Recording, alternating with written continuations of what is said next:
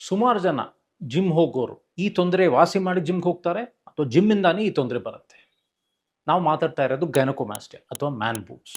ಗೈನಕೋಮಾಸ್ಟಿಯಾ ಇರೋರು ಅನ್ಕೋತಾರೆ ನಾವು ಜಿಮ್ ಹೋಗ್ಬಿಟ್ಟು ಎಕ್ಸರ್ಸೈಸ್ ಮಾಡಿದ್ರೆ ಗೈನಕೋಮಾಸ್ಟಿಯಾ ಹೋಗುತ್ತೆ. ಇನ್ನು ಕೆಲವರು ಸುಮ್ಮನೆ ವರ್ಕೌಟ್ ಮಾಡಕ್ಕೆ ಹೋಗ್ತಾರೆ, ಅಲ್ಲಿ ಏನೋ ಇಂಜೆಕ್ಷನ್ಸ್ ಏನೋ ತೊಗೊಂಡ್ಬಿಟ್ಟು ಅದರಿಂದಾನೇ ಗೈನಕೋಮಾಸ್ಟಿಯಾ ಬರುತ್ತೆ.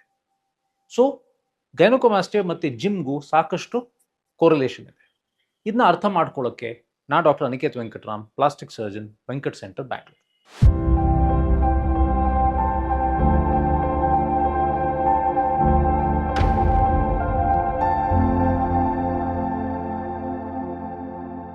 ನಂಬರ್ 1, ಚೆಸ್ಟ್ ವರ್ಕೌಟ್ಸಿಂದ ಗೈನಕೋಮಾಸ್ಟಿಯಾ ಹೋಗುತ್ತಾ? ಸುಮಾರು ಸಲ ನಮ್ಮ ಪೇಷಂಟ್ ಹೇಳ್ತಾರೆ, ಡಾಕ್ಟರ್ ನಾನು ಇದು ನೋಡ್ಕೊಂಡಿದ್ದೆ, ನಾನು ಅನ್ಕೊಂಡೆ ಜಿಮ್ಮಿಂದ ಹೋಗುತ್ತೆ, ತುಂಬ ಎಫರ್ಟ್ ಆಗ್ತದೆ, ತುಂಬ ಎಕ್ಸರ್ಸೈಸ್ ಮಾಡಿದೆ, ಬಾಡಿ ಎಲ್ಲ ಚೆನ್ನಾಗಾಗಿದೆ, ಬಟ್ ಇದು ಹೋಗ್ತಾ ಇಲ್ಲ. ಇನ್ಫ್ಯಾಕ್ಟ್ ಇದು ಸ್ವಲ್ಪ ಜಾಸ್ತಿನೇ ಆಗ್ತಾ ಇದೆ ಅಂತ ಅನಿಸ್ತಾ ಇದೆ. ಯಾಕೆ? ಇದು ನಾವು ಅರ್ಥ ಮಾಡ್ಕೊಳ್ಳೋಣ. ಇಲ್ಲಿ ಏನಿದೆ, ಮೊದಲು ಚರ್ಮ ಇದೆ, ಚರ್ಮ ಕೆಳಗಡೆ ಸ್ವಲ್ಪ ಕೊಬ್ಬಿರುತ್ತೆ, ಅದ್ರ ಕೆಳಗಡೆ ಮಾಂಸ ಇರುತ್ತೆ. ಗೈನಕೋಮಾಸ್ಟಿಯಾ ಹೇಗೆ ಬರುತ್ತಂದರೆ, ಮೈಯಲ್ಲಿ ಹಾರ್ಮೋನ್ ಬದಲಾವಣೆ ಆದರೆ ಆವಾಗ ಗ್ಲ್ಯಾಂಡ್ಸ್ ಡೆವಲಪ್ ಆಗುತ್ತೆ. ಆ ಗ್ಲ್ಯಾಂಡ್ಸು ಆ ಫ್ಯಾಟ್ ಲೇಯರಲ್ಲಿ ಡೆವಲಪ್ ಆಗುತ್ತೆ. ಹೆಂಗಸ ಬ್ರೆಸ್ಟ್ ಗ್ಲ್ಯಾಂಡ್ಸ್ ಇರುತ್ತಲ್ಲ, ಅದೇ ಥರ. ಸೊ ಚೆಸ್ಟ್ ವರ್ಕೌಟ್ ಮಾಡಿದಾಗ ನಾವು ಏನು ಮಾಡ್ತಾ ಇದ್ದೀವಿ, ನಾವು ಮಸಲ್ನ ವರ್ಕೌಟ್ ಮಾಡ್ತಾ ಇದ್ದೀವಿ. ಆ ಮಸಲ್ಲು ಆ ಗ್ಲ್ಯಾಂಡ್ ಕೆಳಗಡೆ ಇರುತ್ತೆ. ಮಸಲ್ ವರ್ಕೌಟ್ ಮಾಡ್ಬಿಟ್ಟು ಆ ಮಸಲ್ ಸ್ಟ್ರಾಂಗ್ ಆಗುತ್ತೆ, ಬಟ್ ಆ ಗ್ಲ್ಯಾಂಡ್ ಹೋಗಲ್ಲ. ಈಗ ಎಕ್ಸಸೈಸ್ ಮಾಡಿದ್ರೆ ಹೆಂಗಸದ ಬ್ರೆಸ್ಟ್ ಹೋಗಲ್ಲ ತಾನೆ, ಅದೇ ಥರ ಎಕ್ಸಸೈಸಿಂದ ಗೈನಕೋಮಾಸ್ಟಿಯಾ ಹೋಗಲ್ಲ.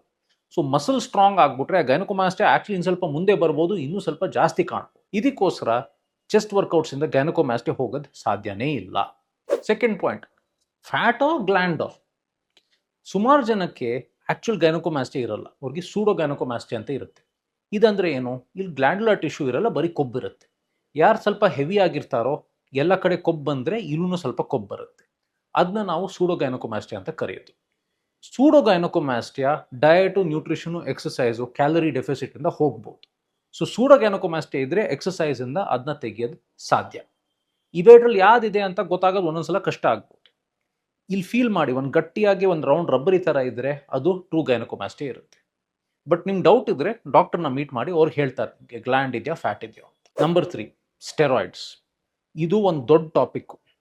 ಜಿಮ್ ಹೋಗೋರು ಮತ್ತು ಗೈನಕೋಮಾಸ್ಟಿಯಾ ಬಗ್ಗೆ ಮಾತಾಡಿದ್ರೆ ಸುಮಾರು ಜನ ಜಿಮ್ಗೆ ಹೋಗ್ಬಿಟ್ಟು ಪಿಯರ್ ಪ್ರೆಷರಿಂದ ಸ್ಟೆರಾಯ್ಡ್ಸ್ ತೊಗೋತಾರೆ, ಗೇನ್ಸ್ ಜಾಸ್ತಿ ಆಗಲಿ, ಏನೋ ಬಲ್ಕಪ್ ಆಗಲಿ ಅಂತ. ಅದೇನಾದರೂ ಆಗುತ್ತೆ, ಬಟ್ ಅದರಿಂದ ಸೈಡ್ ಎಫೆಕ್ಟ್ಸ್ನೂ ಬರುತ್ತೆ. ಆ್ಯಂಡ್ ಆ ಸೈಡ್ ಎಫೆಕ್ಟ್ಸಲ್ಲಿ ಒಂದು ಗೈನಕೋಮಾಸ್ಟಿಯಾ. ಇದು ಹೇಗಾಗುತ್ತೆ? ಸುಮಾರು ಸ್ಟೆರಾಯ್ಡ್ಸು ಮೇಲ್ ಹಾರ್ಮೋನ್ ಟೆಸ್ಟಾಸ್ಟ್ರೋನ್ದು ಆ್ಯನಲಾಗ್ಸ್. ಸೊ ಟೆಸ್ಟಾಸ್ಟ್ರೋನ್ ಬಾಡಿ ಲೆವೆಲಲ್ಲಿ ಜಾಸ್ತಿ ಆದಾಗ ಅವಾಗ ಮಸಲು ದೊಡ್ಡದಾಗುತ್ತೆ.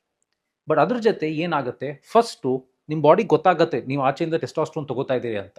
ಸೊ ನ್ಯಾಚುರಲ್ ಟೆಸ್ಟಾಸ್ಟ್ರೋನ್ ಕಡಿಮೆ ಮಾಡುತ್ತೆ.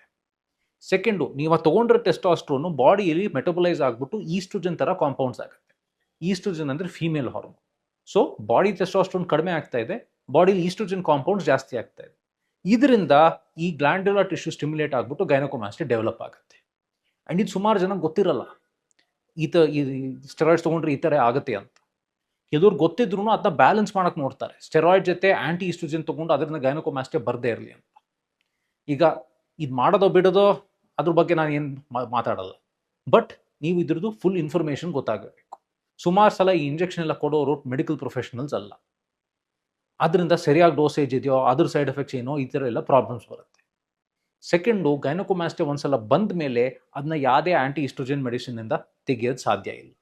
ಸೊ ಅದಕ್ಕೋಸ್ಕರ ನೀವು ಅಕಸ್ಮಾತ್ ಸ್ಟೆರಾಯ್ಡ್ಸ್ ತೊಗೊಳ್ಳೋದು ಮೈಂಡಲ್ಲಿದ್ದರೆ ಡಾಕ್ಟರ್ನ ಮೀಟ್ ಮಾಡ್ಬಿಟ್ಟು ಮಾತಾಡಿ ಇದ್ರ ಸೈಡ್ ಎಫೆಕ್ಟ್ಸ್ ಎಲ್ಲ ಸರಿಯಾಗಿ ತಿಳ್ಕೊಳ್ಳಿ ಸ್ಟೆರಾಯ್ಡ್ಸ್ ತೊಗೊಳಕ್ಕೆ ಮುಂಚೆ. ನಂಬರ್ 4, ಸಪ್ಲಿಮೆಂಟ್ಸಿಂದ ಗೈನಕೋಮಾಸ್ಟಿಯಾ ಬರುತ್ತಾ? ಇದನ್ನು ಸುಮಾರು ಪೇಷಂಟ್ ಹೇಳ್ತಾರೆ, ಡಾಕ್ಟರ್ ನಾನು ಸ್ಟೆರಾಯ್ಡ್ ಏನು ತೊಗೊಂಡಿಲ್ಲ, ಬಟ್ ಜಿಮ್ ಹೋದ್ಮೇಲೆ ಇದು ಬಂದಿರೋದು, ಅದು ಹೇಗೆ? ಸಪ್ಲಿಮೆಂಟ್ಸಿಂದ ಬರೋದು ಸಾಧ್ಯನಾ? ನಾನು ಪ್ರೋಟೀನ್ ಸಪ್ಲಿಮೆಂಟ್ ತೊಗೋತಾ ಇದ್ದೆ. ಶಾರ್ಟ್ ಆನ್ಸರ್, ಪ್ರಾಪರ್ ಸಪ್ಲಿಮೆಂಟ್ಸಿಂದ ಗೈನಕೋಮಾಸ್ಟಿಯಾ ಬರಲ್ಲ. ಸಪ್ಲಿಮೆಂಟ್ಸಲ್ಲಿ ಏನಿರುತ್ತೆ? ಪ್ರೋಟೀನ್ಸ್ ಇರುತ್ತೆ, ವೈಟಮಿನ್ಸ್ ಇರುತ್ತೆ, ಮಿನರಲ್ಸ್ ಇರುತ್ತೆ. ಇದು ಯಾವುದಿಂದನೂ ಗೈನಕೋಮಾಸ್ಟಿಯಾ ಬರಲ್ಲ. ಬಟ್ ಕೆಲವು ಸಲ ನಾನ್ ಸ್ಟ್ಯಾಂಡರ್ಡ್ ಕಂಪನೀಸಿಂದ ತೊಗೊಂಡ್ರೆ ಆವಾಗ ಇದು ಬರೋದು ಸಾಧ್ಯ. ಯಾಕೆಂದರೆ ಆ ಸಪ್ಲಿಮೆಂಟ್ಸಲ್ಲಿ ಸ್ವಲ್ಪ ಹಾರ್ಮೋನ್ಸನ್ನು ಹಾಕಿರ್ತಾರೆ. ಕಂಪನಿಗೆ ಅನಿಸುತ್ತೆ ಇವ್ರಿಗೆ ಚೆನ್ನಾಗಿ ಗೇನ್ಸ್ ಬಂದರೆ ನಮ್ಮ ಪ್ರಾಡಕ್ಟ್ ತೊಗೋತಾ ಇರ್ತಾರೆ ಅಂತ. ಸೊ ಅದಕ್ಕೋಸ್ಕರ ರೆಪ್ಯೂಟೆಡ್ ಕಂಪನೀಸಿಂದಾನೇ ಸಪ್ಲಿಮೆಂಟ್ಸ್ ತೊಗೊಳ್ಳಿ. ಚೀಪ್ ಕಂಪನೀಸಿಂದ ತೊಗೊಂಡ್ರೆ ಈ ಥರ ಡೇಂಜರ್ಸ್ ಎಲ್ಲ ಇರುತ್ತೆ. ನಂಬರ್ 5, ಸೊ ಈಗ ಗೈನಕೋಮಾಸ್ಟಿಯಾ ಆ್ಯಕ್ಚುಲಿ ಬಂದ ಮೇಲೆ ಜಿಮ್ ಹೋಗೋದೇನು ಪ್ರಯೋಜನ ಇದೆಯಾ? ಅದರಿಂದ ಗೈನಕೋಮಾಸ್ಟಿಯಾ ಹೋಗುತ್ತಾ? ಇದನ್ನ ಹೇಗೆ ತೆಗೆಸೋದು? ಅನ್ಫಾರ್ಚುನೇಟ್ಲಿ ಒಂದ್ಸಲ ಗೈನಕೋಮಾಸ್ಟಿಯಾ ಬಂದ ಮೇಲೇ ಅದನ್ನ ತೆಗಿಯೋಕ್ಕೆ ನಾವು ಬರೀ ಆಪರೇಷನ್ನೇ ಮಾಡಬೇಕು, ಬೇರೆ ಏನು ದಾರಿ ಇಲ್ಲ. ಈಗ ಆಪರೇಷನ್ ಮಾಡ್ಸೋಕ್ಕೆ ಜನಕ್ಕೆ ಹೆದರಿಕೆ ಇರುತ್ತೆ. ಒಂದು, ಸೇಫ್ಟಿಯಿಂದ, ಆಪರೇಷನ್ ಸೇಫ್ ಅದನ್ನೇನೋ ತೊಂದರೆ ಆಗುತ್ತಾ ಅಂತ. ಸೆಕೆಂಡು ಕಟ್ಟಿಂದ, ಸ್ಕಾರಿಂದ ದೊಡ್ಡ ಮಾರ್ಕ್ ಬೀಳುತ್ತಾ ಅಂತ. ನಾವು ವೆಂಕಟ್ ಸೆಂಟ್ರಲ್ಲಿ ಈ ಆಪರೇಷನ್ನು ಬೇರೆಯವ್ರಿಗಿಂತ ಸ್ವಲ್ಪ ಬೇರೆ ಥರ ಮಾಡ್ತೀವಿ. ನಂಬರ್ 1, ನಾವು ಇದನ್ನ ಲೋಕಲ್ ಅನಸ್ತೀಶಿಯಲ್ಲಿ ಮಾಡ್ತೀವಿ. ಅಂದರೆ ಬರೀ ಇಲ್ಲಿ ಔಷಧಿ ಕೊಡ್ತೀವಿ, ನಿಮ್ಮದು ಪ್ರಜ್ಞೆಯನ್ನು ತಪ್ಪಿಸಲ್ಲ. ಈ ಥರ ಯಾಕೆ ಮಾಡ್ತೀವಿ ಅಂದರೆ ಇದನ್ನು ಸೇಫ್ಟಿ ತುಂಬ ಜಾಸ್ತಿ. ಜನರಲ್ ಅನಸ್ತೀಶಿಯಾದಿಂದ ರಿಸ್ಕ್ಸ್ ಇರಲ್ಲ. ನಂಬರ್ 2, ಲೈಪೋಸಕ್ಷನ್ದು ಕಾಂಪ್ಲಿಕೇಶನ್ಸು ಆಗಲ್ಲ. ಸೊ ಇದ್ರ ಬಗ್ಗೆ ಇನ್ನೂ ಗೊತ್ತಾಗಬೇಕಂದ್ರೆ ನಮ್ಮ ಬೇರೆ ವೀಡಿಯೋಸನ್ನು ನೋಡಬೇಕು. ಸೆಕೆಂಡು, ನಾವು ಈ ಆಪರೇಷನ್ ಯಾವುದೇ ದೊಡ್ಡ ಕಟ್ಟಿಲ್ಲದೆ ಮಾಡ್ತೀವಿ. ನಿಪ್ಪಲ್ ಸುತ್ತಲೂ ದೊಡ್ಡ ಕಟ್ ಹಾಕಲ್ಲ, ಚೆಸ್ಟ್ ಮೇಲೂ ಕಟ್ ಹಾಕಲ್ಲ. ನಾವು ಇಲ್ಲಿ ಒಂದು ಸಣ್ಣ ತೂತು ಹಾಕ್ತೀವಿ, ಸೈಡಲ್ಲಿ ಒಂದು ಸಣ್ಣ ತೂತು ಹಾಕ್ತೀವಿ. ನಮ್ಮ ಉದ್ದೇಶ ಏನಂದರೆ ಆಪರೇಷನ್ ಆದಮೇಲೆ ಯಾರಿಗೂ ಗೊತ್ತಾಗಬಾರ್ದು ಈ ಥರ ಆಪರೇಷನ್ ಆಗಿತ್ತು ಅಂತ.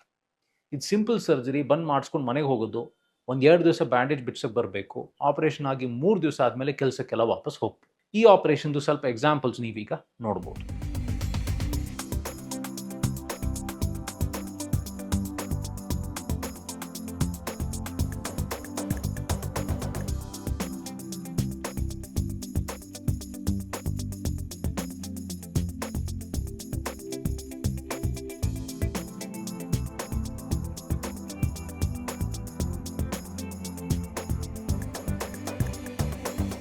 ಸೊ ಸಮ್ಮರೈಸ್ ಮಾಡಿದ್ರೆ, ಚೆಸ್ಟ್ ಎಕ್ಸರ್ಸೈಸಿಂದ ಗೈನಕೋಮ್ಯಾಸ್ಟಿಯಾ ಹೋಗಲ್ಲ, ಸ್ಟೆರಾಯ್ಡ್ಸಿಂದ ಗೈನಕೋಮ್ಯಾಸ್ಟಿಯಾ ಬರ್ಬೋದು, ಸಪ್ಲಿಮೆಂಟ್ಸ್ ಒಳ್ಳೆ ಕ್ವಾಲಿಟಿ ಸಪ್ಲಿಮೆಂಟ್ಸಿಂದ ಗೈನಕೋಮ್ಯಾಸ್ಟಿಯಾ ಬರಲ್ಲ.